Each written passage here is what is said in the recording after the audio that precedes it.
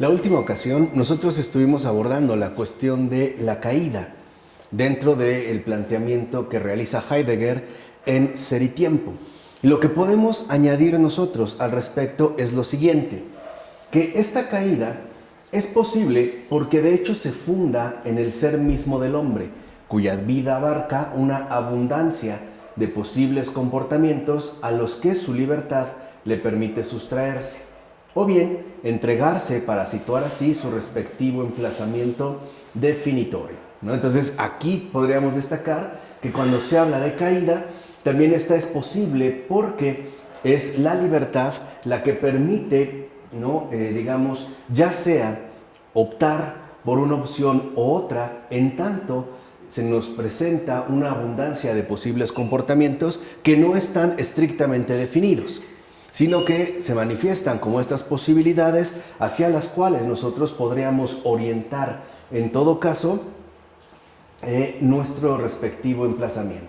Así pues, la caída no es solo irresponsabilidad ciertamente compartida, sino el indiscriminado formar parte del uno que, como en Heidegger, desoye la llamada que su esencia le dirige, y esto a costa de perder la propia vida, que más bien deriva en la inautenticidad de ser sí mismo en puro aislamiento, ¿no? El quedar completamente desligado de nuestra más profunda esencia, que de hecho nos convoca. Ahora bien, podemos mencionar que llama mucho la atención que Heidegger diga que el Dasein caído no debe entenderse como caído de un estado originario más puro y más alto. Este es, digamos, también un rasgo que Edith Stein destaca, llama la atención. O sea, que habla de la caída, pero sin hacer una referencia a un estado previo, por ejemplo, más puro o más alto. Simplemente Heidegger la considera una, digamos, como una expresión de la horizontalidad plena del Dasein. Aquí lo vemos en el siguiente planteamiento. La caída de la nada. Pero no hay, o sea, no es que hayamos caído de algo, por ejemplo, de un estado de gracia previo a nuestra condición actual pecadora. Simplemente para él se encontraría, en efecto, ¿no?, ya como algo dado dentro de nuestra propia indigencia temporal. Ahora, la pregunta es, ¿qué sentido tiene entonces hablar de caer sin referirse a una caída? En exacta correspondencia con ese estar arrojado, ¿no?, del que habla Heidegger, sin un arrojamiento. Y aquí lo que cabría mencionar es esto.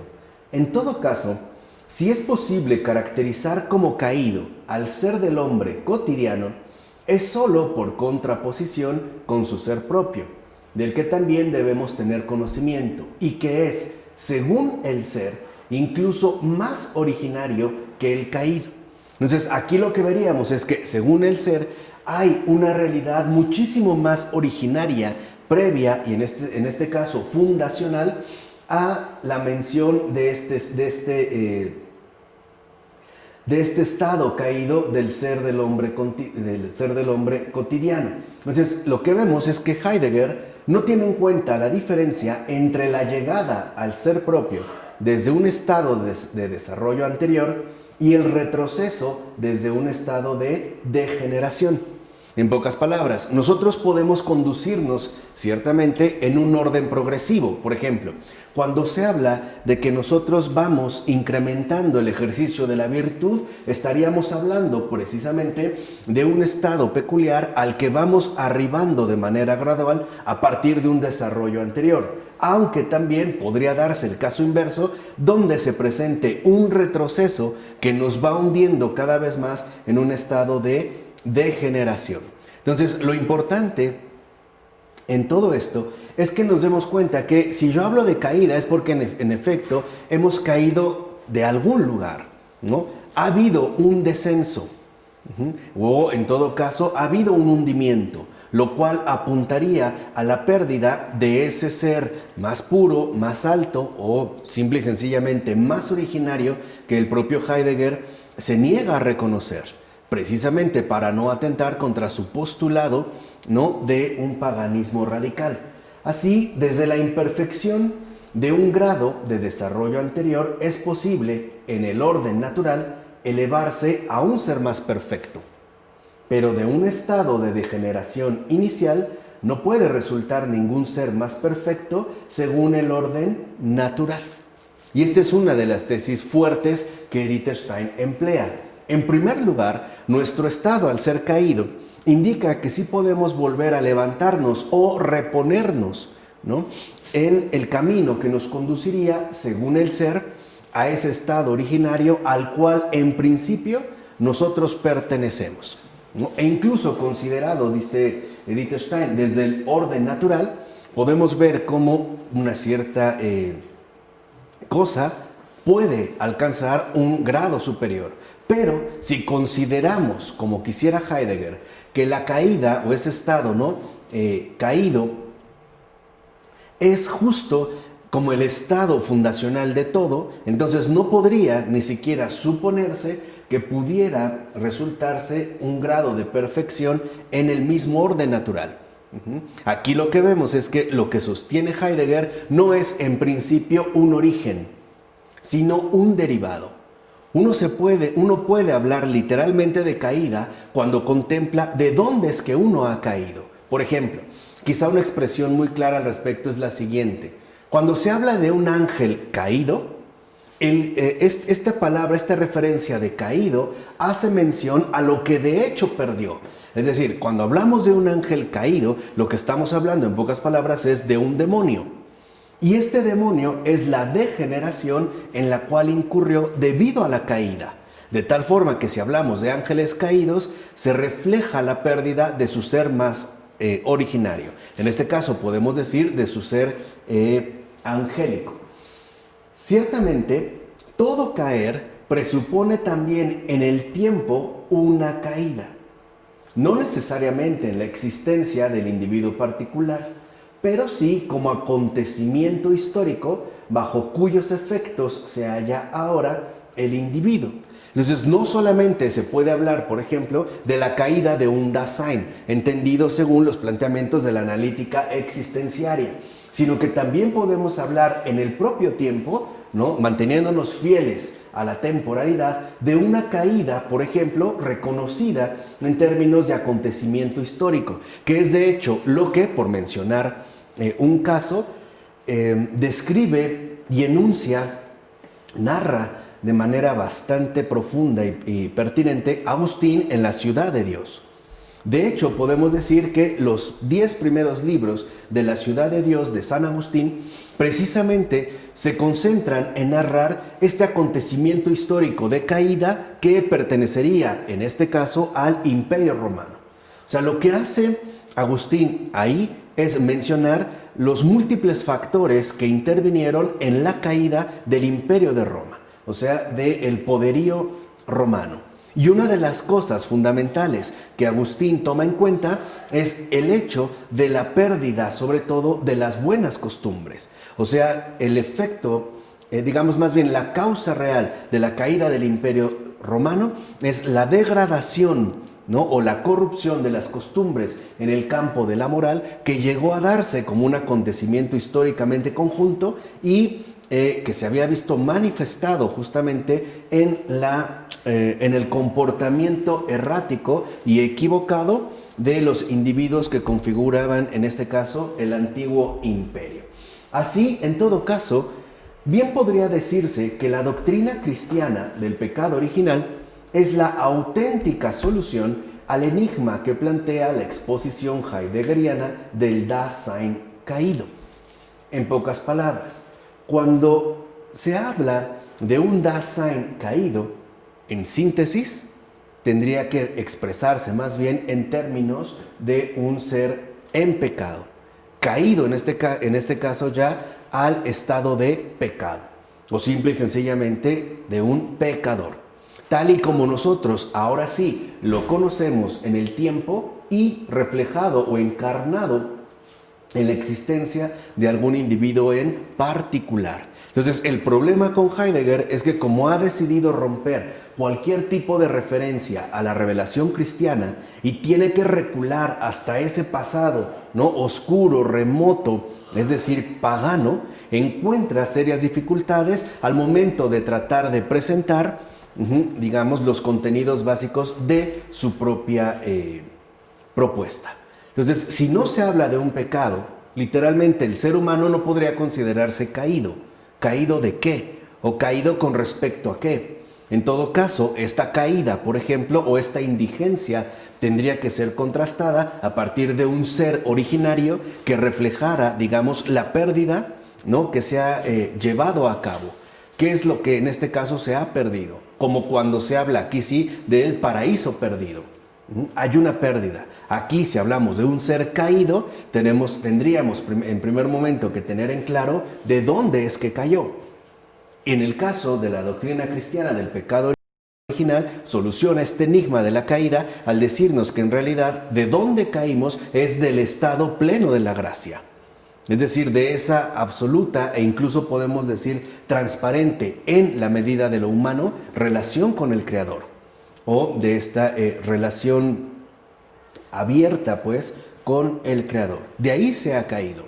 Entonces nuestro estado de caída representa justamente, ¿no?, la adquisición de este pecado original que ha venido como a replantear e incluso a reestructurar por completo nuestra situación existencial propia, ¿vale? Así como nosotros podemos decir que hemos caído porque padecemos ciertamente el dolor, el sufrimiento, la muerte, etcétera, podemos comprenderlo a partir entonces de este tipo de contraste.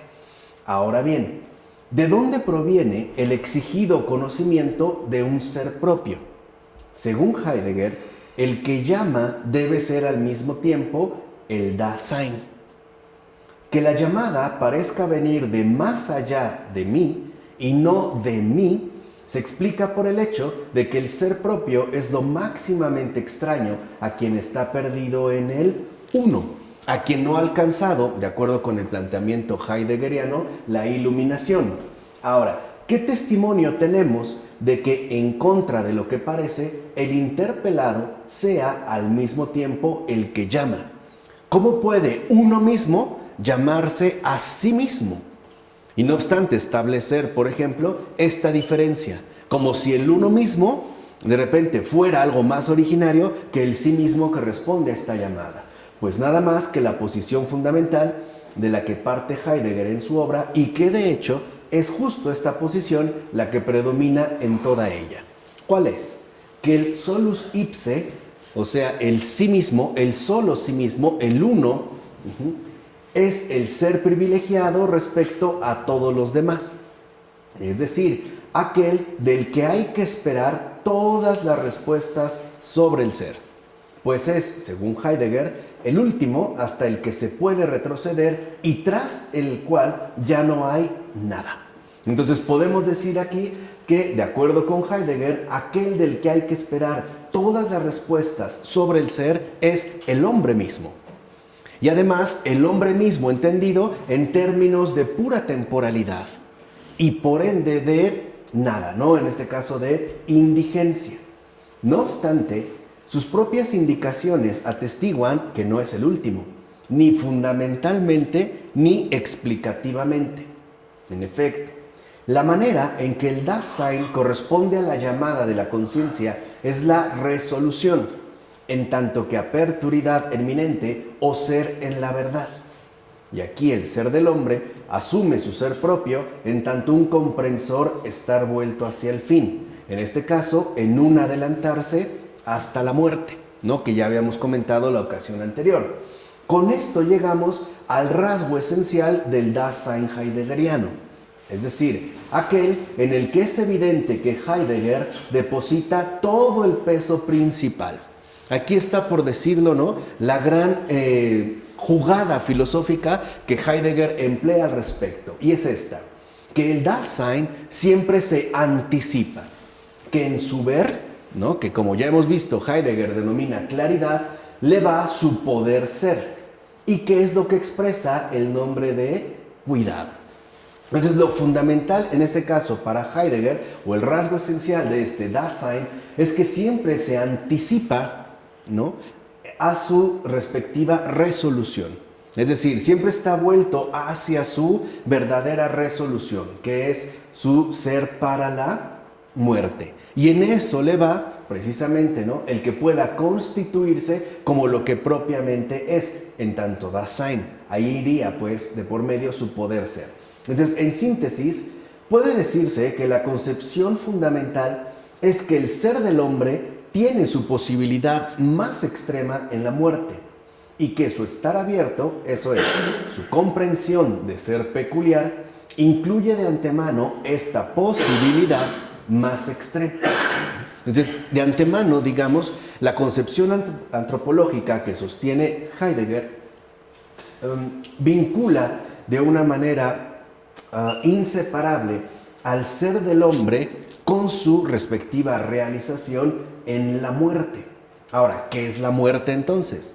Si hay, digamos, ¿no?, este énfasis terminológico establecido por Heidegger, pues una de las preguntas aquí vitales es, bueno, ¿qué es la muerte?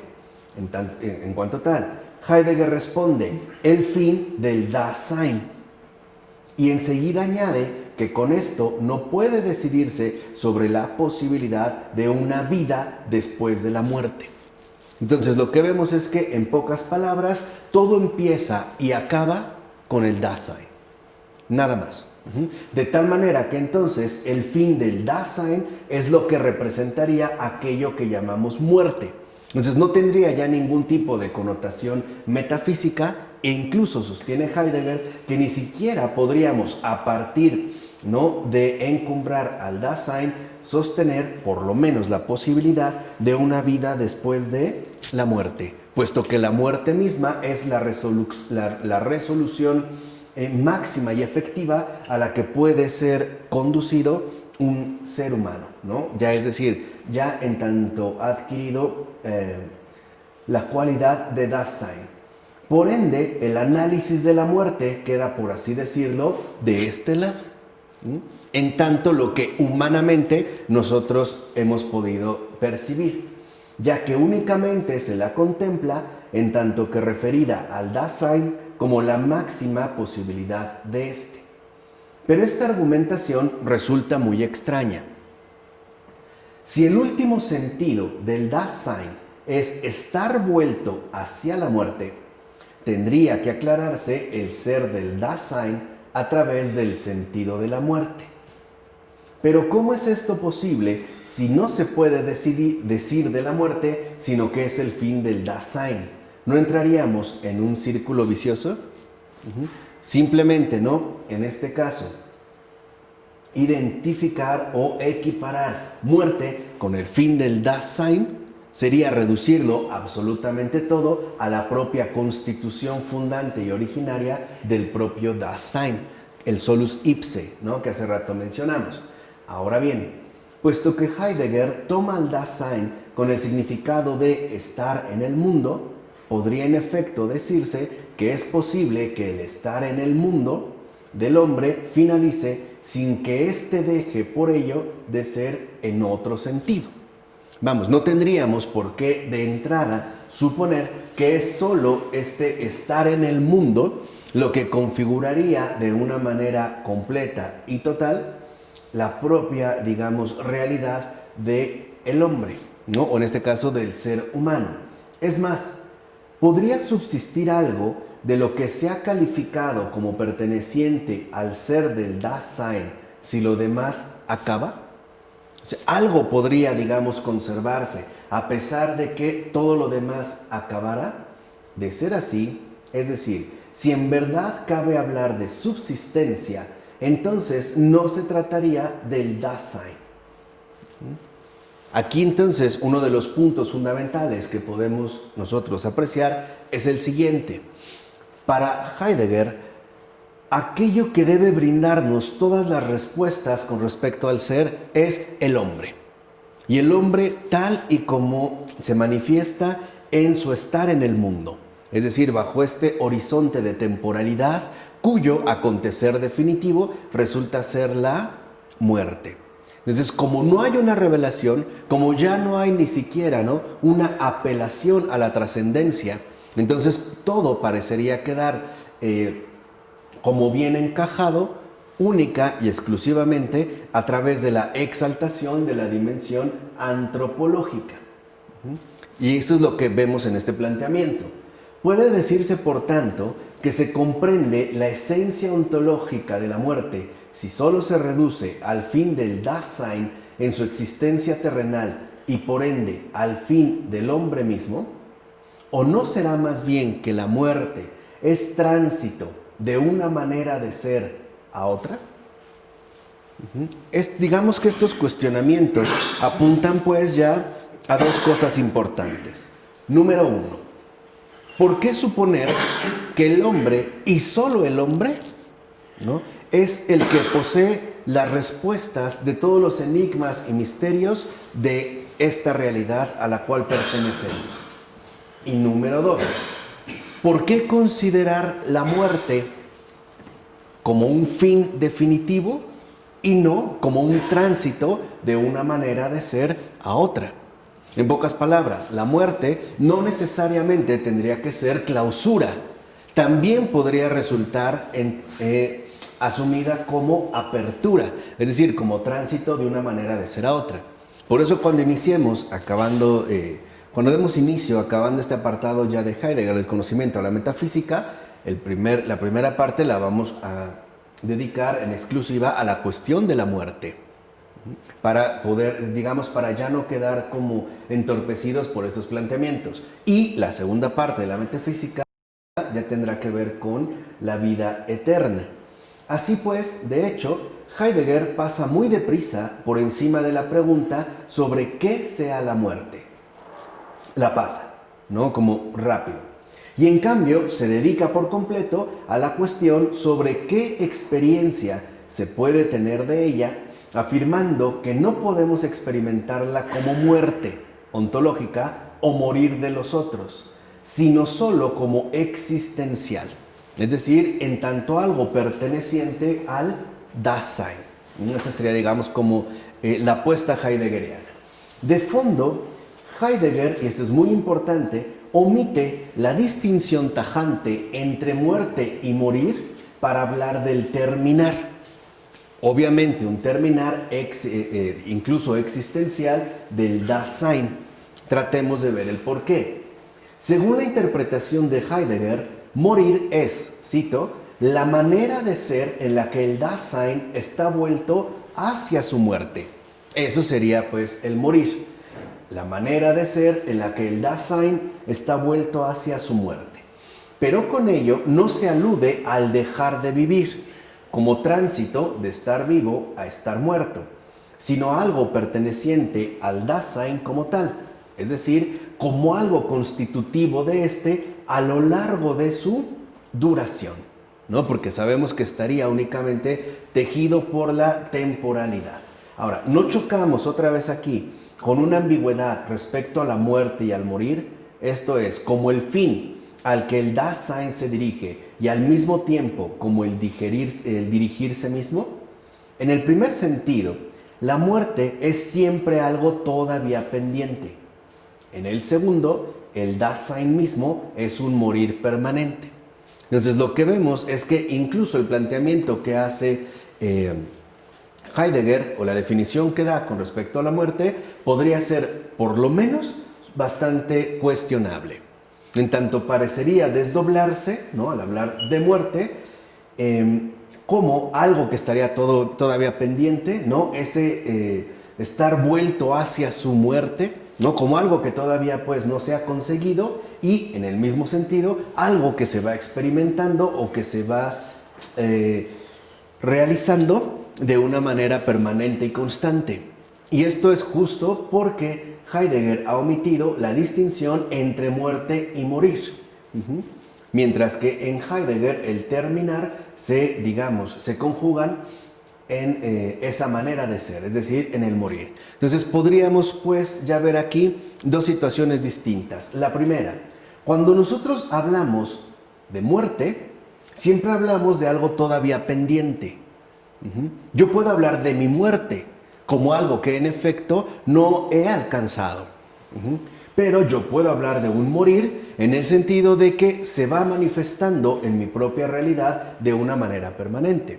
¿no? Incluso desde los grados, digamos, naturalmente más básicos, la muerte de mis células, hasta otras dimensiones, incluso a lo mejor afectivas, como el ver cómo se ha ido, ¿no?, muriendo poco a poco el afecto que yo tenía por cierta persona.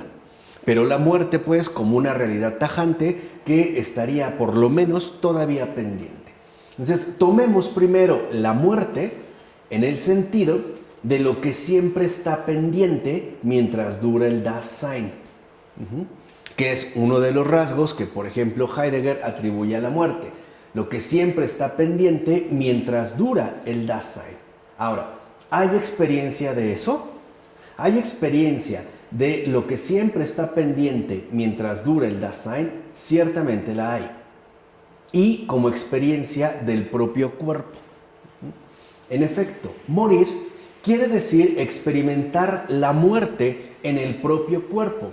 Y es una experiencia que, en un sentido completamente literal e intransferible, solo tendremos cuando muramos, aunque algo de ella ya se nos anticipa durante la vida.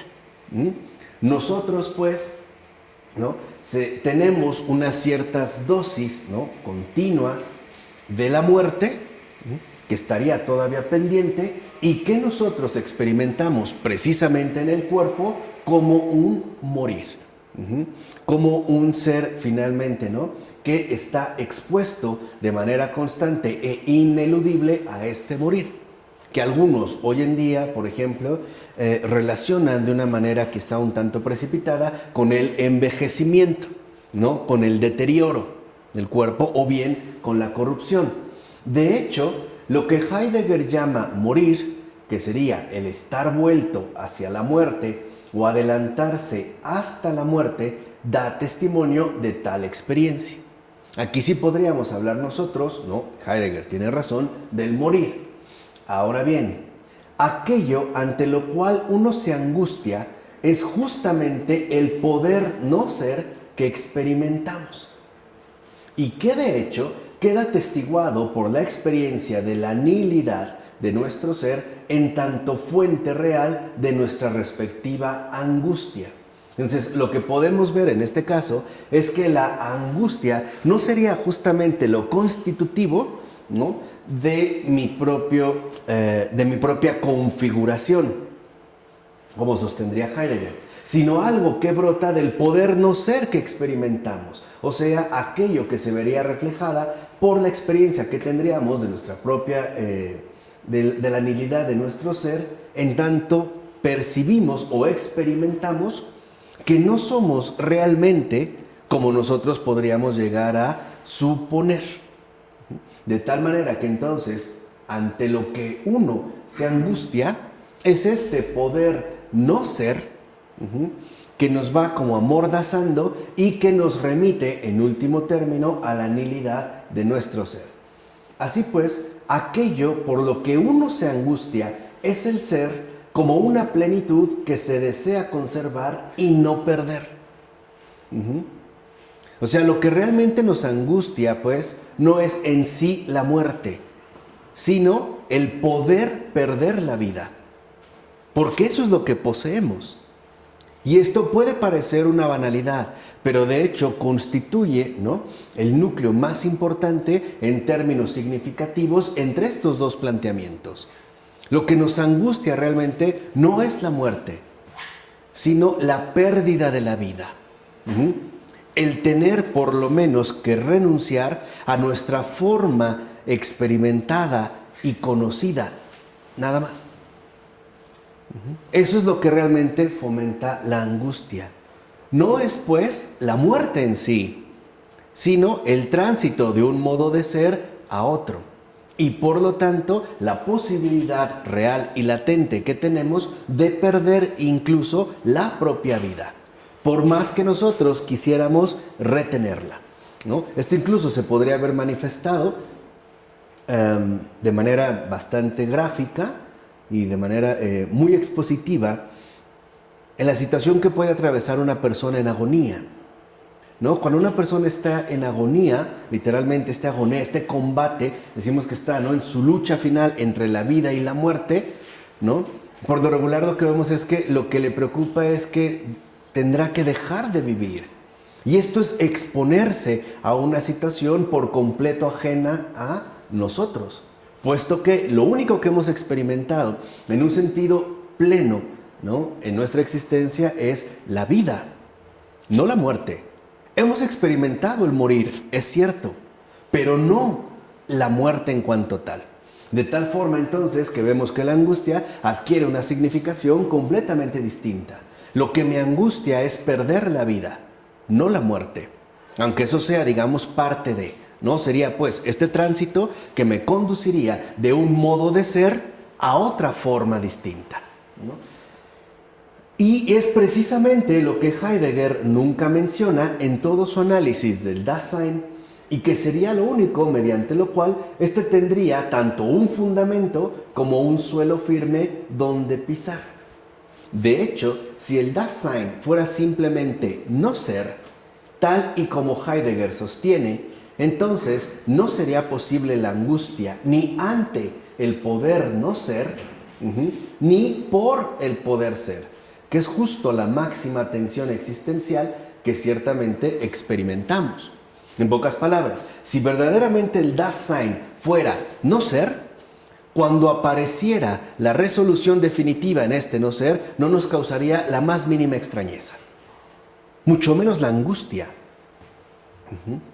Y justo lo que nosotros podemos percibir es esta tensión existencial máxima que ciertamente experimentamos por el tránsito que implica, en último término, el paso de esta forma viviente que nosotros poseemos a un otro estado o forma o ser, ¿no?, un modo de ser distinto al que de hecho nosotros o del que nosotros tendríamos, en último término, experiencia. Entonces, lo que verdaderamente genera la angustia es el que nosotros ya podemos no ser lo que éramos. En este caso, vivientes. Dicho de otra manera, la muerte es dejar de vivir. Y eso es lo que causa el choque o la tensión máxima existencial que nosotros pues podemos llegar a apreciar.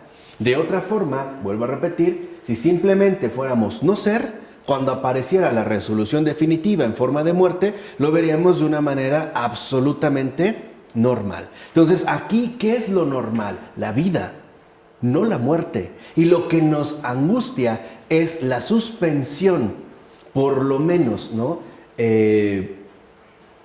momentánea, de nuestra verdadera habitación o de nuestro verdadero hábitat que hemos poseído, es decir, la vida. Entonces, lo que nos angustia es perder la vida, no la muerte.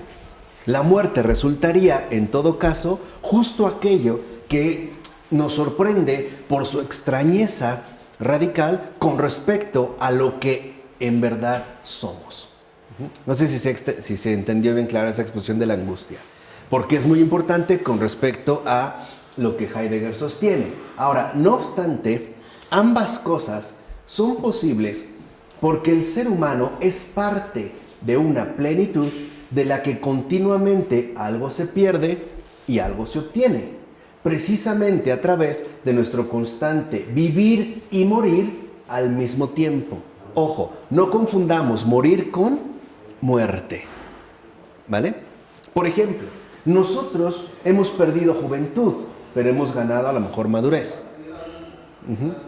Hemos perdido años, pero hemos obtenido experiencia. De tal manera que esta plenitud, ¿no?, esta plenitud mayor que de hecho nos sostiene y que verdaderamente sería nuestro real sustento, nuestra genuina sustentabilidad, nos permite ese constante vivir y morir al mismo tiempo hasta poder, digamos, encauzarnos a ese ser original que nos ha sido convocado o hacia el cual hemos sido nosotros llamados. Así pues, el morir propio significa la pérdida de la plenitud hasta el vaciamiento completo, y la muerte, el vacío o el no ser mismo. Esta distinción es fundamental. Por ejemplo, podemos ver como una persona que atraviesa a lo mejor una situación de enfermedad terminal en estado avanzado, lo que realmente manifiesta es, por decirlo de esta manera, ¿no?, un acontecimiento de morir acelerado. Vemos incluso cómo se va deteriorando, ¿no? La pérdida de peso, incluso el color de la piel, palidece o hasta la propia lucidez, ¿no? Algunos que pueden perder la capacidad del habla, por ejemplo, o la conciencia. Lo que vemos entonces es que en ese caso lo que se desata sería el morir, que significa la pérdida de la plenitud hasta el vaciamiento completo. Una vez que se ha alcanzado el vaciamiento completo, entonces sí, lo que aparece es la muerte. La muerte, ya entendido como el vacío o no el ser, o más bien el no ser mismo. Entonces podemos decir en principio que nosotros sí experimentamos el morir y no tiene nada de extraño. Porque nosotros, ¿no?, poseemos ese constante vivir y morir al mismo tiempo. Pero aquello de lo que se nos ha privado y de hecho de lo que se nos quiere liberar es de la muerte. O sea, del puro vacío o el no ser mismo. Eso es justo aquello de lo que se nos quiere a nosotros liberar, ¿no? O librar. De hecho, en términos de puro razonamiento, o sea, incluso, ¿no?, con puro razonamiento, podemos decir que de la nulidad de nuestro ser solo puede seguirse la posibilidad del no ser. En pocas palabras, que yo reconozca que soy nada, no se sigue entonces que la nada sea lo único definitivo. No podríamos suponer que aquello que yo afirme en tanto, ¿no?, existente sea la medida absoluta para todo lo demás. O sea, no podríamos reducirlo todo a la dimensión o a los planteamientos antropológicos, ¿no? En este caso, si decidimos apartarnos de la luminosidad de los planteamientos teológicos. Ahora, aquí, puede seguirse la posibilidad del no ser como posibilidad, pero no la necesidad de un fin a esperar.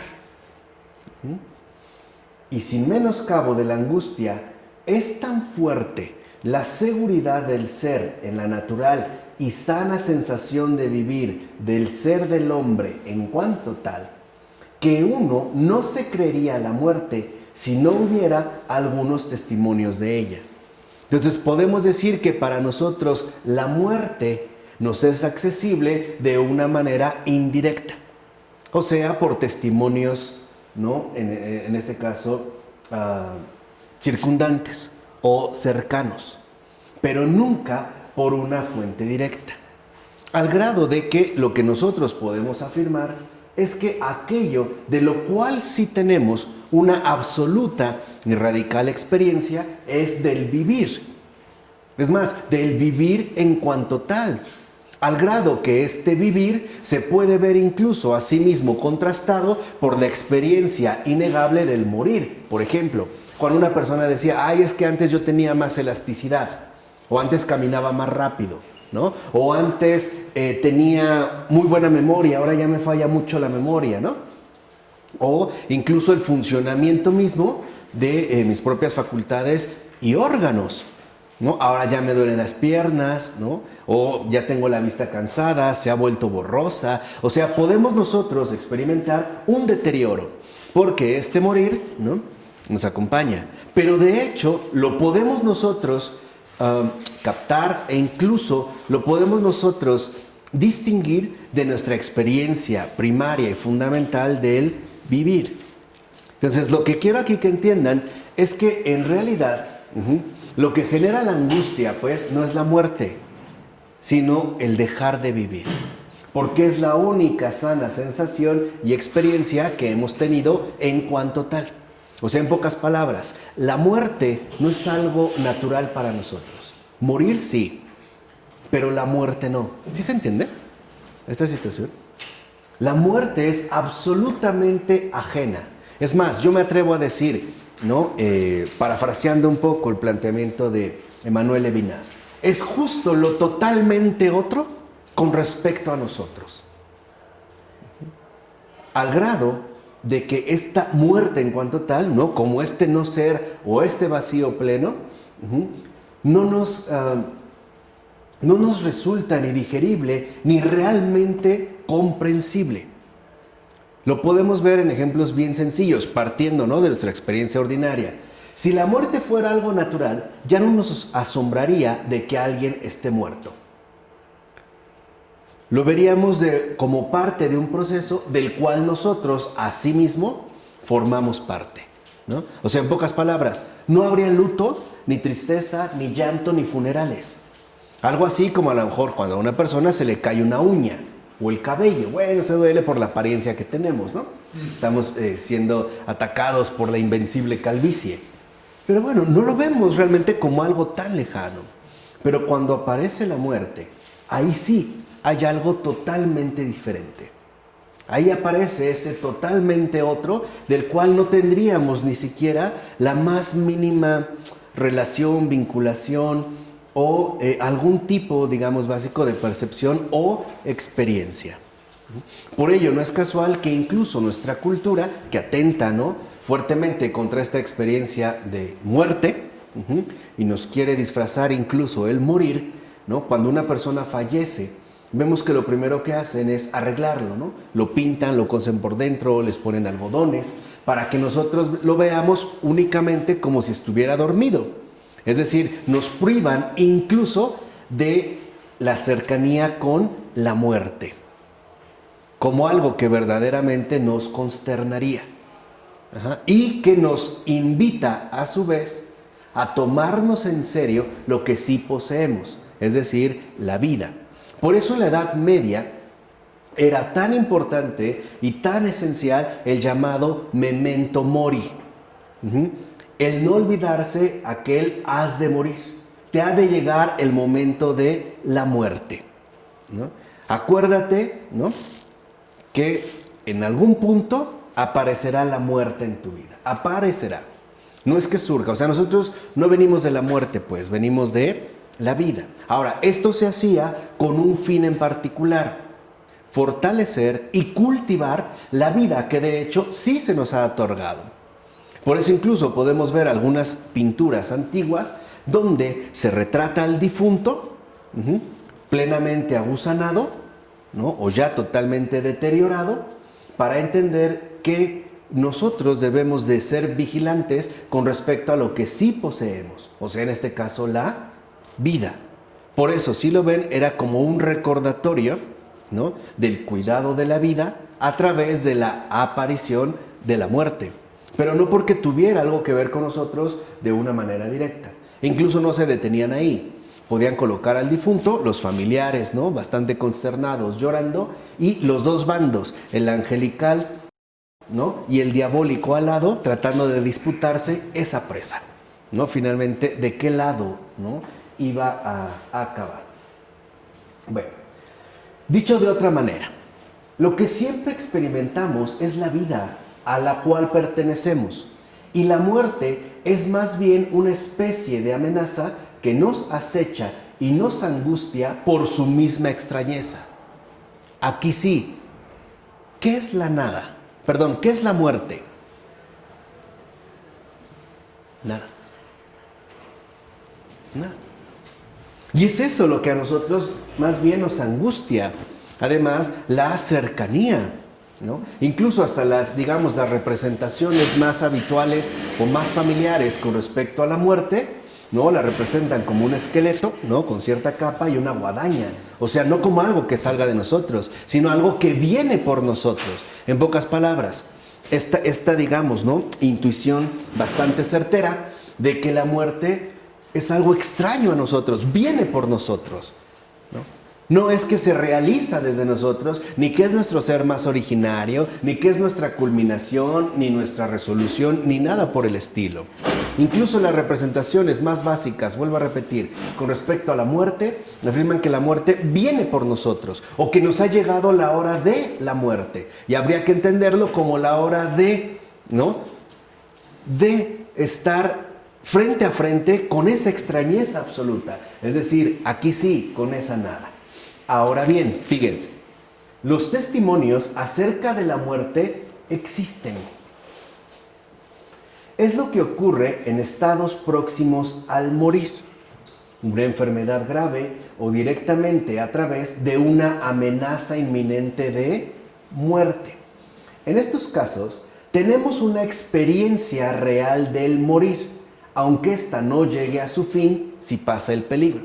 Por ejemplo, alguien que padeció un paro cardíaco y dejó de respirar. Ahí lo que tenemos es una experiencia real del morir y una cercanía, vamos a decirlo así, e incluso una acechanza de una amenaza inminente de muerte. Cuando una persona entra, por ejemplo, a la llamada terapia intensiva, lo que realmente nos angustia no es que esta persona tenga una experiencia real de morir, sino que finalmente, ¿no?, por decirlo de otra manera, sea alcanzado por la muerte. ¿Vale? Ahora, en la enfermedad grave que nos muestra el rostro de la muerte, cesa todo ocuparse, pues todas las cosas de este mundo de las que uno se ha cuidado resultan inútiles hasta el punto de quedar anuladas totalmente. En estos casos concretos, ya cesa lo que sostenía Heidegger en tanto todo ocuparse. Más bien, lo que nosotros vemos ya no es un estado de ocupación, sino una desocupación de todas aquellas banalidades que habían estado saturando nuestra respectiva experiencia viviente.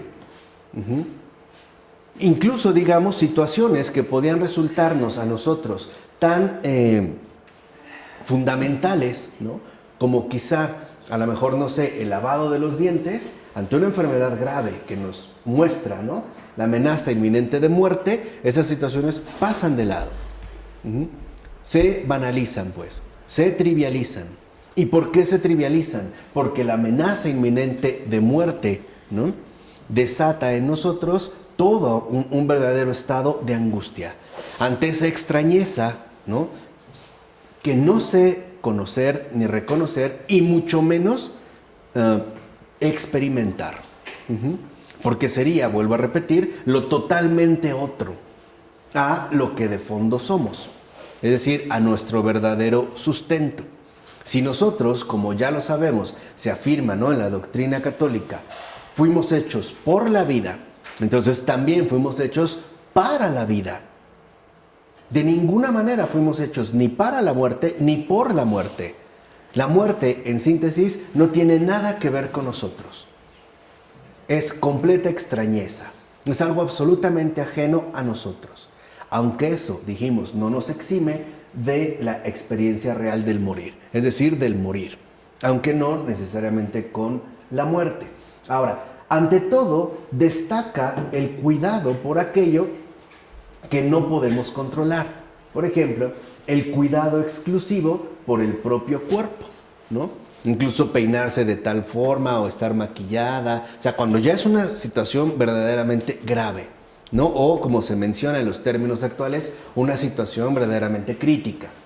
Y aun cuando este también cesa, ¿no?, desde luego es posible que alguien permanezca preso en él y que incluso sea sorprendido por la muerte. En tal caso, lo que se mantiene todavía como último y definitivo es lo siguiente: ser o no ser.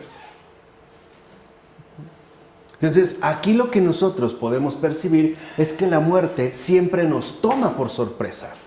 A pesar de que recibimos una dosis permanente de morir, ¿no?, en nuestra experiencia real de vida concreta, la muerte siempre nos toma por sorpresa, porque es justo una absoluta extrañeza. Lo más absolutamente ajeno a cada uno de nosotros. Ahora, pero el ser del que ahora se trata no es ciertamente, como piensa Heidegger, el estar en el mundo, ya que éste ha llegado a su fin cuando se mira realmente a la muerte frente a frente. Entonces nosotros nos vamos a confrontar con la muerte, la vamos a tener frente a frente. Y también tendremos que afrontarla. E incluso tendremos que confrontarla. Y aquí es donde se decide la resolución. ¿A quién pertenecemos? ¿A la vida? ¿O hemos renunciado a la vida para quedar hundidos en la nada. Por decirlo de otra forma, ¿a quién pertenecemos en realidad? ¿A la vida o a la muerte? Esta sería la definición. Aun cuando nosotros, por ejemplo, y esto es algo que quiero que quede bien claro, aun cuando nosotros estuviéramos internados en estado crítico 20 años, la muerte seguiría siendo algo que nos toma por sorpresa. Aunque estuviéramos 50 años en una situación crítica, la muerte siempre nos toma por sorpresa, ¿vale? No es algo que nosotros tomaríamos, como lo hemos mencionado, con absoluta naturalidad, ¿no? E incluso la prueba más palpable es que aunque lleváramos muchos años en un coma profundo, si al final se declara ya una muerte, es decir, si ya la muerte nos salió por sorpresa, generaría dolor y aflicción. Es decir, generaría en este caso pena. No diríamos, ay sí, pues ya, ¿no? Era lo menos que podíamos esperar, ¿no? Siempre pues resulta una extrañeza. Ahora, en este caso, la muerte es el fin de la vida corporal y de todo lo que tiene relación con ella. Y más allá del estar en el mundo, la muerte es una gran puerta oscura que hay que cruzar. Más allá del estar en el mundo, la muerte es una gran puerta oscura que hay que cruzar. Esa es pues, aquí sí, nuestra verdadera resolución. Es lo que ya intuía, por ejemplo, San Agustín cuando decía, no te preocupes que no te inquiete la muerte, preocúpate por lo que hay después de la muerte. La muerte como esta puerta oscura que hay que cruzar y que aquí sí va a resolver nuestra real pertenencia. Aquí sí podemos decir, aquí sí se juega el todo por el nada, ¿no? O todo o nada. Así pues, la experiencia real del morir en cuanto tal no enlaza de manera directa con la muerte. Vuelvo a repetir, aunque estemos nosotros ancianos, aunque hayamos sido desgastados en extremo, esto aún así no conecta directamente con la muerte. O sea, no confundamos ya el morir con la muerte, ¿no? Morir no tiene necesariamente como fin la muerte y por ende ser. No es ser para nada, esto es ser para la muerte, sino vida para llegar a ser aún más de manera diferente. Y esa es, digamos, la cuestión central. Aquí lo fundamental es que nuestro ser no es ser para la muerte, sino un ser para, ya lo podemos decir en términos muy claros y resumidos, ser para la vida la vida eterna. Ser pues para esa vida eterna que de hecho constituye nuestro verdadero sustento. Lo que nos sostiene es la vida eterna, la cual, vuelvo a repetir, aunque hemos sido tocados o heridos por la muerte, ¿no? Y por eso experimentamos el morir, no hemos sido devorados ni hundidos en el abismo vacío de la muerte. Nos hirió, pero no nos engulló. ¿Sí se entiende un poco esto? Por eso Pablo pregunta, muerte, ¿dónde está tu aguijón? Y esta es una cuestión, digamos, también importante al respecto. Entonces, lo que vemos es que ciertamente las personas que han mirado a la muerte frente a frente, atestiguan que la muerte es algo por completo ajeno a la experiencia humana en cuanto tal. Y por eso padecen su amenazante y aterradora cercanía. Una persona que realmente ha tenido un encuentro con la muerte frente a frente, no tendría palabras para poder explicar lo que allí sucedió. Porque no tenemos experiencia de muerte. No tenemos ninguna relación con la muerte. Lo único que conocemos, lo único que hemos experimentado, lo único que realmente nosotros nos ha sostenido es la vida.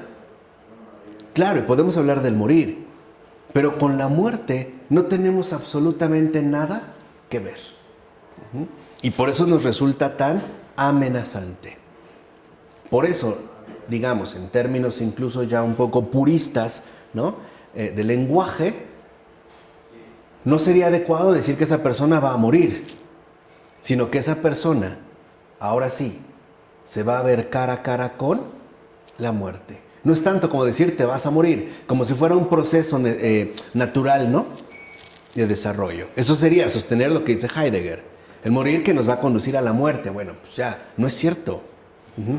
De hecho, claro. De hecho, incluso en el morir sería decir, prepárate para la muerte. Por eso, antiguamente, bueno, hasta Platón habla, ¿no? Incluso de diversos filósofos antiguos hablan de la necesidad que tenemos de estar preparados para la muerte. No para morir. Esto lo hacemos, querámoslo o no.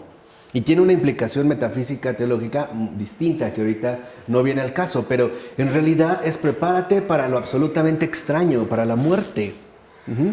¿Qué es realmente, no? Lo que ahí aparece.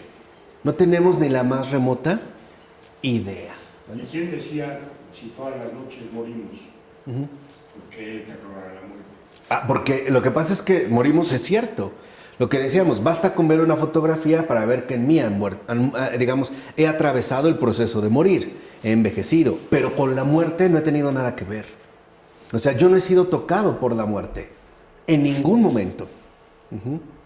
Digamos, apresado, ¿no? Como literalmente hundido en la muerte. No. Dijimos, esta herida sí nos ha dejado algo y es el morir. Pero este morir, que en último término conduce a nosotros a formas más elevadas de ser, como tránsito de un ser a otro tipo, en este caso de elevación. Mientras que la muerte, digamos en este caso, no tiene nada que ver con nosotros. Ahora, en todo caso, la mayoría nos vemos enfrentados a la muerte a través del morir de otros. Y esto sí. Nosotros, la mayoría de nosotros, nos hemos visto enfrentados a la muerte a través del morir de otros. O sea, hemos visto cómo la muerte, ¿no?, se manifiesta en otros, cercanos o lejanos. Piensen en un funeral. Hoy en día, vuelvo a insistir, es más difícil por todos los artilugios, ¿no?, cosméticos que se realizan para tratar de disimularla, para tratar de que la perdamos de vista. Pero en realidad la hemos visto a través de otros.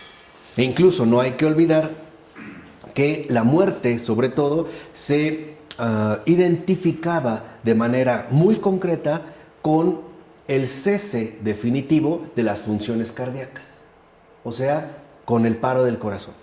Cuando el corazón ha dejado de latir, entonces la muerte apareció. Y la prueba, e incluso física, de la aparición de la muerte tenía que ver con la deformación que generaba en el propio cuerpo del difunto o del antes viviente. Por ejemplo, la palidez, ¿no?, el descenso rápido de la temperatura, el rigor mortis, la dislocación de la quijada, lo vidrioso de los ojos, hasta llegar incluso a la aparición de erupciones y olores fétidos debido a la descomposición de la carne. Allí había una señal clara. De tal forma que incluso esta extrañeza, ¿no?, de cómo es posible que esta persona que ayer estaba bien, hoy esté así, nos produce absoluta perplejidad hasta la fecha. No podemos decir, pero si yo lo vi bien, lo acababa de ver en la mañana. Y ahorita que lo veo en el ataúd lo veo literalmente como extraño. O sea, no entiendo ahí realmente qué hay. ¿No? Incluso nos causa como una especie de animadversión, ¿no?, por aquello que ha surgido, en este caso la muerte. Así, ¿no?, pero Heidegger afirma que no podemos tener experiencia de la muerte de otros.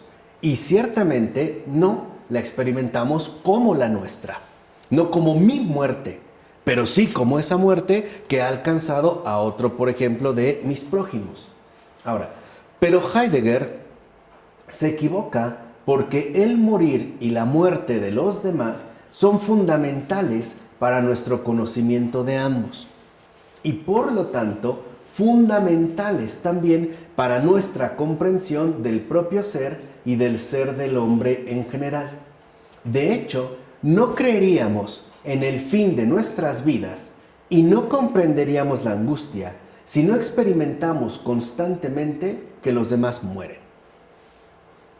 Dicho de otra manera, nuestro conocimiento más próximo con respecto a la muerte y al morir ha sido a través de los demás. Solo así sé en qué consiste. A lo mejor vi el proceso, ¿no?, en el cual se fue vaciando esta persona hasta estar frente a frente con la muerte. E incluso una muerte que no podemos vencer, que humanamente no podemos superar. Que no solo entonces nos resulta completamente algo extraño, sino que también, en cierto sentido, invencible. Ante lo cual yo no puedo evitar. Puedo tratar de frenar el morir. Por ejemplo, si quiero mantener mis células en mejor estado, a lo mejor consumiendo ciertos suplementos alimenticios. Pero lo que yo no puedo evitar es a la muerte. O sea, yo no la puedo detener. El único que la ha logrado vencer es Dios. Es el Verbo encarnado. Es Cristo. Nada más. De ahí ninguno de nosotros lo podría hacer. Nadie puede vencer a la muerte. Solo ha sido vencida por Dios mismo, para que vean que no es cualquier cosa. Y por eso, como le dijo el Señor, ¿no?, como nos ha dicho el Señor, el último en ser vencido de sus enemigos es la muerte. La muerte, pues, hay que tomársela en serio, sobre todo como esta extrañez, ¿no?, sin las ridículas caricaturas que hoy se realizan o las banalizaciones que solamente nos conducen a errores cada vez mayores. Ahora bien, de niños experimentamos habitualmente la muerte como no estar más en el mundo. Así la experimentamos. Hay personas pertenecientes a nuestro entorno más o menos próximo que desaparecen y entonces se nos dice que han muerto. Esa pregunta, ¿dónde está papá? ¿Dónde está el abuelo? ¿Dónde está mi hermano? Puede que aquí radique lo que Heidegger llama uno se muere. O sea, saber que toda persona abandona un día el mundo en que vivimos y que ese día también nos llegará a cada uno de nosotros. Por eso lo vemos como partida. Cuando alguien ve ante esta situación y te dice, ¿no?, tú no me dejes o no te vayas a ir, o te pido que no te vayas a morir. Porque para nosotros, al menos en términos habituales, la muerte apareció como un no estar más en el mundo. La persona simple y sencillamente ya no está. Ha dejado de estar. Al grado de que, para los que hemos tenido pérdidas cercanas, vemos que el verdadero, problema o la situación verdaderamente compleja y dolorosa proviene después del entierro o la cremación. Porque mientras la persona está en el hospital, hay mucha gente alrededor. Hay cercanía y hay compañía. En el entierro no se diga. Lo mismo en la cremación. Pero una vez que esto se acabó, o sea, una vez que literalmente, ¿no?, se acabó pues la formalidad, ¿no?, de el funeral, y llegas a la casa donde estaba esta persona, lo primero que se experimenta es el vacío. Y es un vacío insustituible. Y no solo es que las cosas te recuerdan, es que realmente ya no está. Hagas lo que hagas, no está, ni estará. Esa es nuestra experiencia, más directa. E incluso la hemos experimentado desde niños. E incluso saber que llegará el momento en el que yo también tendré que partir. Dejaré de estar, ¿no? Entonces ya no estaré aquí, ¿no? Ya no estaré aquí. Entonces lo que se experimenta en este caso es justo este vacío. Es, una ausencia que no podemos nosotros sustituir por algo o alguien. Y aunque este sea un hecho del que no dudamos, o sea, que nos llegará la muerte, no creemos en él por ninguna experiencia que hayamos vivido. O sea, no hay ninguna experiencia vital que lo incluya. Nadie ha muerto. Mientras tenemos nuestra experiencia habitual de vida. En ese sentido, ya definido. Ahora, durante la infancia, la despreocupación ante la muerte es natural y sana. Sí, los niños no piensan en la muerte. Pero si se mantiene en los años de madurez, o incluso a todo lo largo de la vida, puede afirmarse que no se ha vivido realmente, ya que tiene que haber en la vida humana una comprensión del ser que no cierre los ojos ante las cosas últimas. que se supone son aquellas cosas hacia las cuales nos dirigimos. Por eso vuelvo a repetir, terminando este apartado del conocimiento, iniciamos la metafísica, donde nos vamos a dedicar a las cosas últimas. E incluso vamos a tratar de desvelar, ¿no?, la verdadera significación de la muerte y la otra, que es la vida eterna, como este tránsito fundamental que hay que asumir. Por eso, tarde o temprano, la persona querrá saber qué significa estar muerto. Y yo creo que alguna vez nos lo hemos preguntado. ¿Qué pasará cuando ya esté muerto? ¿Qué sucederá? ¿No? ¿O a dónde iré? ¿O dónde estaré? ¿Sentiré? ¿No sentiré? ¿Me elevaré y veré mi cuerpo ahí en la plancha o en la cama? ¿O no? Empezamos a hacer conjeturas. ¿Qué significa estar muerto? Lo cual conduce a la pregunta por el destino del alma, o sea, la cuestión del más allá. Cosa que Heidegger omite, tanto por no hablar del cuerpo ni del alma, como por reducirlo todo al ámbito inmanente de la temporalidad. Ahora nos preguntamos, bueno, en este caso, ¿qué sucede? ¿Qué sucederá? ¿No? ¿Qué es realmente lo que nosotros podríamos esperar? ¿A dónde me dirijo? ¿En serio aquí se acaba todo? ¿Realmente no hay nada más allá? ¿Hasta aquí? ¿No? ¿De qué sirve entonces tanto empeño, tanto este crecimiento, en el morir incluso que se ha ido dando?